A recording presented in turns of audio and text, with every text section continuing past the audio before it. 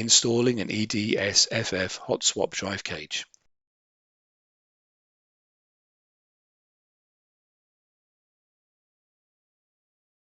Insert the drive cage into the drive cage slot until the plunger clicks into place.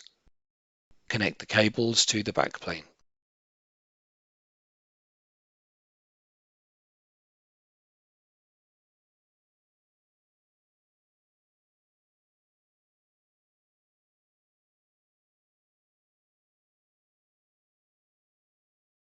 Install the top cover.